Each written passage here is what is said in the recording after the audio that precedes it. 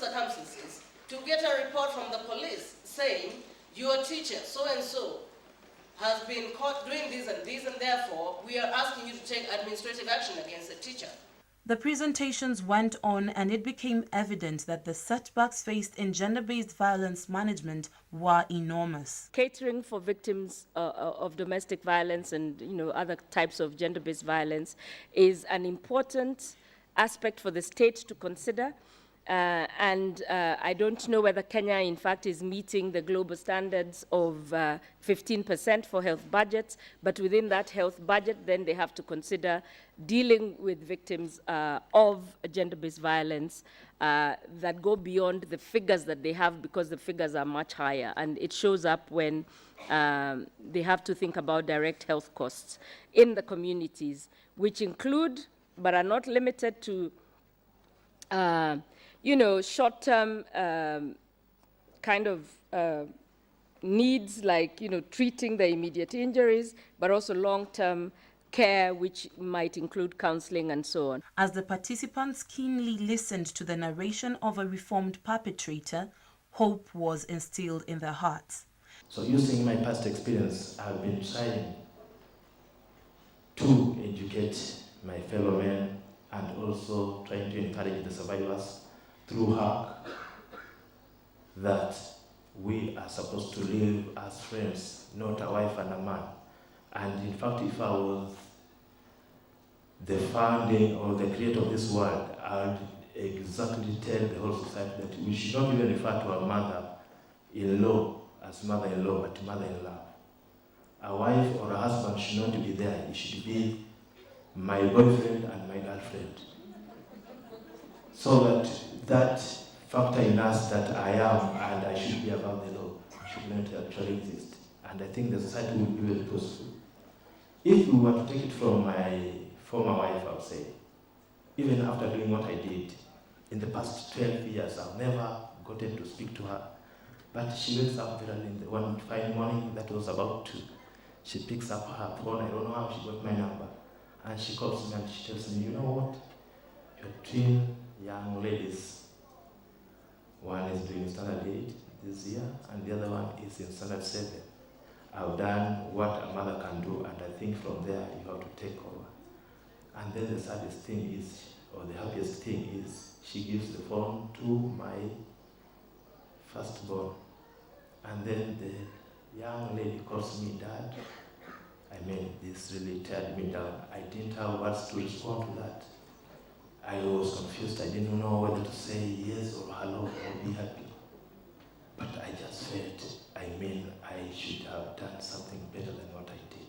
Women were portrayed as the center of peace and security. They were seen as being the key to resolving conflict and uniting people in their various communities. GBV, or gender-based violence, happens and manifests in different ways during various stages of conflict or development of conflict. If we look at the pre-stage of conflict, GBV is an issue. When people are fleeing or before they flee, there are threats. When they flee, there are threats of sexual gender-based violence or even psychological gender-based violence. When they get to the camps or the displacement camps, it's still an issue. In the displacement camps, there's a lot of sexual exploitation and abuse. There's also a lot of sexual violence. So even in the various stages of conflict, pre, during, and even after, because it is a daily occurrence in our communities, it remains a challenge. Gender-based violence is directly connected to the woman's reproductive health, especially in cases of rape and other sexual assaults. It is prevalent, but many times silenced or denied by communities, by even individuals, and we've heard quite a bit about it. It violates human rights and more so affects the sexual and reproductive health. And we've heard once and again that it restricts choices and decisions made, which means it is not possible always to access sexual and reproductive health information and services. And it is also a risk factor for trauma unwanted pregnancy, sexually transmitted infections, including HIV. What role does the National Gender and Equality Commission, NGEC, play in addressing gender-based violence as a form of inequality? Our job really is to try and resuscitate and ensure that we have very clear working groups at the county level. We've had a few meetings with some of the working groups in the Rift Valley and also in Nairobi, and we are going to use what we've learned from them, plus also those who have supported them, to try and inform how we're going to work together. Because initially we had quite a broad range of stakeholders engaging with the working groups at county. It was then, we didn't have counties then, we had districts, at sub-national level. And there was quite a lot of involvement and participation. But as time has gone by, a number of key players have sort of taken a backseat. In certain working groups, you find the police are active, in others you find they're not active. Dealing with gender-based violence is a major challenge for most survivors and their loved ones. The issues of dealing with this situation was looked into by a clinical psychologist and trauma analyst, Dr. Gladys Mwiti. You and I knowing what to do with people that have gone through GBV, understanding where they're coming from, and beginning to become the answer to the many questions they're asking, and then making sure that organizations become the answer, organizations that we represent and those that we lead, families and community groups become the answer, and then the nation becomes the answer. Breaking the cycle deals with causes, not symptoms, and begins to return people back to resiliency and back to peace. So basic needs of a human being is, the first one is security, where I know as I go through this world I am loved. Then significance, where I know I am valued. People communicate to me they value me, and you cannot abuse someone that you love and someone that you value. When I know I'm loved and I'm valued, then I develop self-worth. I learn to value myself. Gender-based violence shatters these three essential foundations of being. In order to move away from masculine gender social norms, it was suggested that men and boys be actively involved in prevention and response. It was suggested that effectively engaging men and women to change social norms that perpetuate gender-based violence can have benefits for women, children, and men themselves. Can we change the way men associate wrong things with being real men? Who say that if you're a gentleman and you're not fighting that, you're not a man? Men have never been defined with violence. Men have never been defined with being tough and domineering and not listening to their spouses. No, that is not what it means to a man, to be a man. So how do we do this therefore? We need to use the ecological model. When you're going to change a man, remember this man is not living in isolation. I like what Armstrong said. First of all, we can use the ecological model. You have to begin with the individual.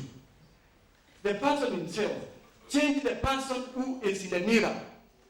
Change must always begin with who? With me. As the day took its turn, participants retired with a lot in their minds. After carefully deliberating on major regional peace and gender-based violence issues, it was time for yet another heartwarming experience. Participants took in every detail as yet another survivor shared her experience. A group of men entered into our compound, mahali nilikuwa nikiishi. Na wakati waliingia mahali pale, waliingia kwa fujo, then they started breaking doors. Na it was my first time to see men chopping off cows' legs when they are still alive. Nilikuwa nachungulia tu kwa dirisha. Then mwanaume anakata mkuu wa ng'ombe, anawekelea kwa mabeka na anabeba akisema it is right. Anabeba anaenda nayo. Na nikawa ninahuzunika nikisema pale kwa nyumba yangu nikichungulia, sasa itakuwaje wanifikie? What will happen to me? And at last they came to my door. Na sikuwa ninatarajia kile nilipata because walikonga mlango with impact, na kuingia yule nilikutana naye walimkonga na kwa kichwa with a clobber unaelewa ile chuma refu ya mjengo. When I fell down, they pulled me a distance of almost 10 meters. Wakati wale wengine waliingia in the house, started picking electronic things, na hao wengine nao wakanifuta a distance. Then one of the strong men stepped on my stomach, teared off my clothes with a panga. Akasema, we are not wasting time. Akakata akiwa ananikanyanga kwa tumbo. Then one of them sat on my chest while others were raping me. Hadi nikaishiwa na nguvu na nikakosa kujisikia what was going on. When I was still there, they went on. When they finished their game, they inserted a construction metal bar into my private parts, leaving me thinking that I'm still dead. Opportunities and threats in service delivery at the county level were discussed. People identify with that money, they call it their money. But previously, money in Nairobi was a gift. If the president comes by and builds a road, it's a gift. Now it's no longer a gift. Representing the governors, the Kwale governor explained how county resources could be used to improve service provision and prevention of gender-based violence. County governments, we should be the first ones to make sure that there's gender balance in hiring and recruitment. So the first priority is for us to sensitize our staff on issues of gender, to make sure that they know about the criminality of perpetrating or abetting GBV. Women legislators were urged to stand up for justice for all by influencing key policies and legislation relating to protection of women and children. But you also must appreciate that the statistics really don't lie. When we say that more than 70% in the recent surveys, more than 70% women identified male perpetrators as the people who are doing these things every day, every now and then. But as women, it takes also a woman to be where that since we started work on that, there's been a lot more awareness on the issue of gender-based violence. People can now talk about it. What was in the private is now becoming more and more in the public domain. And from a legislative perspective, you can see that we have actually now anchored a lot of those issues of gender-based violence in the law. We started with the laws like the Criminal Law Amendment Act, where we started small amendments. We are testing the waters to see whether the guys would agree. There were very few women, but few women in parliament, but we found a lot of men who were positive and were very helpful. So we passed some amendments, the Criminal Law Amendment Bill. Then we followed with the Sexual Offences Act. It was passed with a lot of acrimony and drama, but it was passed. It was time to wrap up. The summit had come to an end. Critical actions were identified to push forward a comprehensive approach in transitioning the gender-based violence agenda from the public to public domain. As the participants departed, it was clear that this would not be the end but the beginning of a successful fight against gender-based violence.